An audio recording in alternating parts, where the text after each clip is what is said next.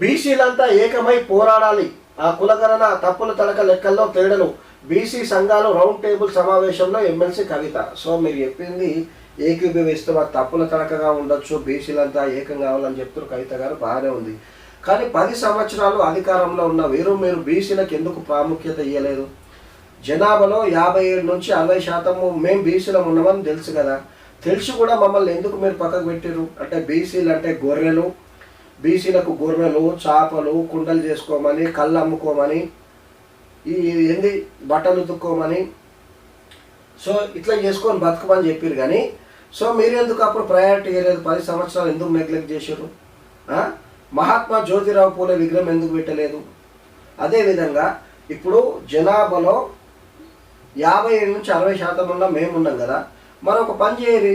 మీరు BRS party అధ్యక్షుల లెక్కనో లేకపోతే సీఎం క్యాండిడేట్ లెక్క అనౌన్స్ చేయరు. బీఆర్ఎస్ పార్టీ బీసీలను చేయొచ్చు కదా, ఆప్షన్ మీకు ఉందిగా. ఇప్పుడు చేయరు, ఇప్పుడు చేయండి, మీరే ఇప్పుడు అనౌన్స్ చేయండి. సరే వేరే పార్టీలు చేస్తలేవు కదా, మీరు చేయండి. ఇప్పుడు కాంగ్రెస్ పార్టీ అన్న పిసిసి అధ్యక్షుల లెక్క బీసీని ఇచ్చింది, తర్వాత బీజేపీ ఏమంటుంది రేపు ముఖ్యమంత్రి అభ్యర్థి లెక్క బీసీనా అంటుంది. మరి మీరు ఎందుకు అంటలేరు? అంటే మీరే ఉండాలి. కేసీఆర్ గారు, కేటీఆర్ గారు, కవితరావు గారు, హరీష్ రావు గారు, సంతోష్ రావు గారు, మీరేనా? సో ఇవ్వండి. బీఆర్ఎస్ పార్టీకి పార్టీ అధ్యక్షుల లెక్కనో లేకపోతే ముఖ్యమంత్రి అభ్యర్థి లెక్కనో ఇప్పుడు అనౌన్స్ చేయరు. అనౌన్స్ చేసినా నమ్మకం లేదు, ఎందుకంటే అప్పుడు దళితుల్ని సీఎం చేస్తా అని చెప్పి కూడా చేయలే కదా, ఎందుకంటే మాట మీద ఉంటారో లేదో కూడా నమ్మకం లేదు మీరు చెప్పే మాటల మీద.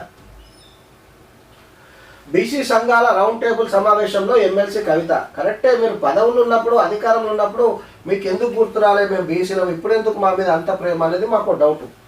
తెలంగాణ ఉద్యమం మాదిరిగానే బీసీలంతా ఏకమై పోరాడాలని ఎమ్మెల్సీ కవిత పిలుపునిచ్చారు. మేమంతా పోరాడతాము, మళ్ళీ రేపు ఎలక్షన్స్ వస్తే మళ్ళీ మేము ఓట్లు వేస్తాం, మీరు పదవులు అనుభవించారు, మేము మీ పల్లకిలు మోస్తాం అంతే. శుక్రవారం నాగర్ కర్నూలు జిల్లా కేంద్రంలోని ఒక ప్రైవేట్ ఫంక్షన్ హాల్లో ఏర్పాటు చేసిన బీసీ సంఘాల రౌండ్ టేబుల్ సమావేశానికి ఆమె హాజరై మాట్లాడారు. కాంగ్రెస్ ప్రభుత్వం చేపట్టిన కులగణన సర్వే తప్పుల తడకని ఆరోపించారు. అది తప్పుల తడకనో ఏ తడకనో సో వాళ్ళు ఒకటి ప్రవేశపెట్టారు, వాళ్ళు నడిపిస్తారు. కానీ మీరు అసలు ఎందుకు స్టార్ట్ చేయలే? మీరెందుకు చేయలే? బీసీ కులగణన ఎందుకు చేయలేదు? బీసీలకు వాళ్ళ జనాభా దామాష ప్రకారం మీరు సీట్లు ఎందుకు ఇవ్వలేదు చెప్పండి. మీరు కేసీఆర్ హయాంలో కులగణన సర్వే చేసినప్పుడు బీసీలు 52% ఉన్నారని, ఇప్పుడున్న కాంగ్రెస్ కులగణన సర్వేలు చేస్తే 46% మందే ఉన్నట్టు వచ్చిందన్నారు. మరి మేము 52% మీ సర్వేలు వచ్చినప్పుడు మరి ఆలోచించి అరే బీసీలు ఇంతమంది ఉన్నారు, బీసీలు మనకు ఓట్లు వేసి ప్రతి జాగాలో మన ఎమ్మెల్యేలను గెలిపిస్తున్నారు, సో వాళ్ళ వల్ల మేము అధికారంలో ఉన్నాము, మళ్ళా ఏమంటారంటే రాష్ట్రంలో కూడా సో వాళ్ళ కొనుగోలు కానీ